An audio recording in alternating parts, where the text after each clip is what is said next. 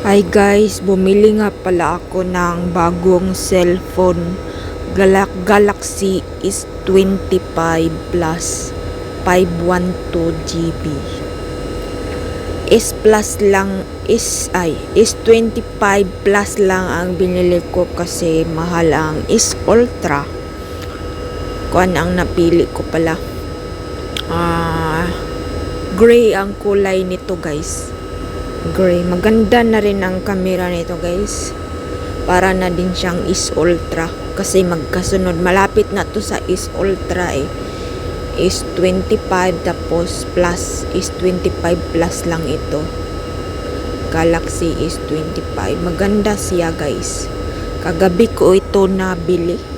Ang body niya kay maliit lang siya. Ang itsura nito para siyang iPhone 15. Magkamukha sila ng katawan ng iPhone 15. Yan.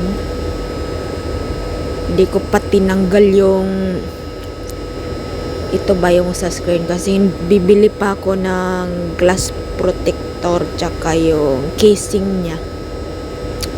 Kaya hindi ko muna ginamit. Maganda yung camera niya, maliwanag naman. Kuan lang 50 megapixel lang, 50 million. Pero yung S Ultra kasi 200 million. Kaya maliwanag talaga yun. Pero okay na din to. Mahal to guys. Mahal to guys. Kuan to ang presyo nito nabili ko dito 26,990 NT. Kung sa piso 49,300, 49,000. Maganda naman siya. Ito yung binili ko kasi gusto ko ng maluwag na memory ba. 512 ayan o. 512 GB. 12 RAM man siguro yun. 12 GB tapos 512 GB. 12 tapos yan. Soft pa lang. Oh, maganda yung camera niya guys. May dual na cam kung mag video ka. Meron. Ayan o, maliwanag siya. Ito naman yung video kung dual.